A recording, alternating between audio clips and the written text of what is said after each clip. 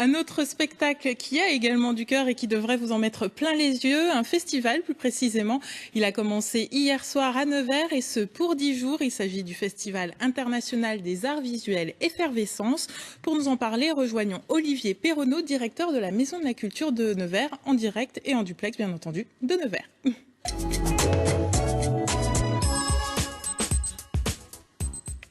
Bonjour, alors c'est la 4e édition de ce festival. Pourquoi avoir créé une telle manifestation à Nevers ? Bien, c'est avant tout l'arrivée de Philippe Gentil, artiste de marionnettes extraordinaire et qui fait le tour du monde avec ses spectacles, qui est arrivé à Nevers en 2001, qui a imaginé, voulu et créé ce festival Effervescence, qui aujourd'hui entame sa 4e édition. Nous étions sous forme de biennale depuis 2008 et depuis l'année dernière, nous sommes passés en forme annuelle à cause ou grâce à son succès. Alors pourquoi mettre l'accent sur les arts visuels ? Bien, évidemment, Philippe Gentil étant un maître de l'art visuel, on a tout de suite imaginé une manifestation autour de ces arts visuels. On a pendant plusieurs années fait une programmation très axée sur les arts visuels.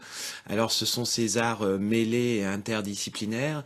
Et puis, assez rapidement, on s'est rendu compte qu'il aurait été intéressant d'avoir un moment de partage, de rencontre avec les artistes.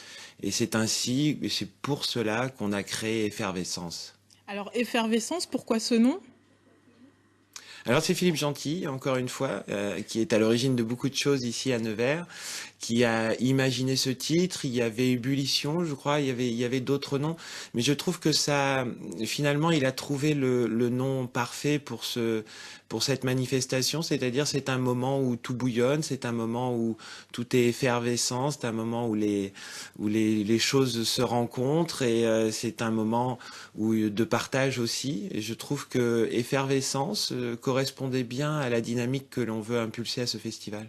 Alors c'est un festival d'art visuel, on en parle depuis tout à l'heure. Je vous propose de regarder quelques images, rien de mieux pour se rendre compte.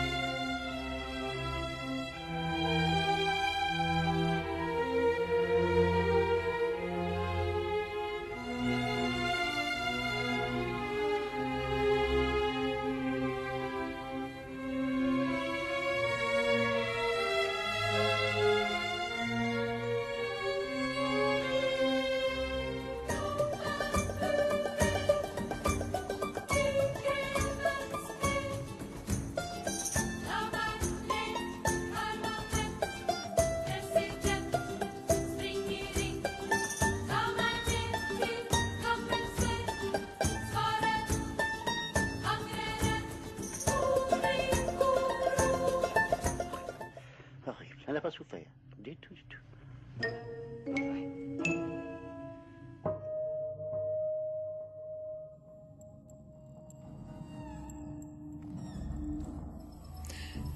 Donc dans ces images, on a vu et on continue à voir différents spectacles. Lorsque l'on regarde ces images, cela paraît juste démentiel.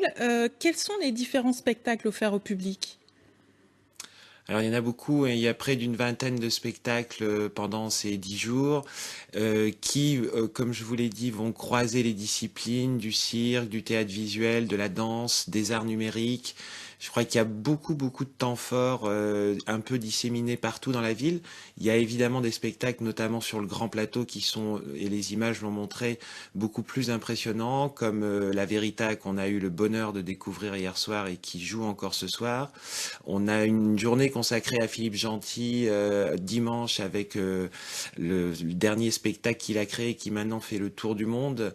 Et puis mercredi, nous aurons Système Castafiore qui a eu le Grand Prix de la danse en 2013 et nous terminerons, je crois, en beauté avec James Tiré, petit-fils de Charlie Chaplin et implanté en Bourgogne, qui nous amène sa dernière création, Tabac Rouge. Oui, alors c'est un festival, vous le disiez, international avec de nombreuses créations. Et dans ces créations-là, il y a aussi des créations destinées à un public plus jeune.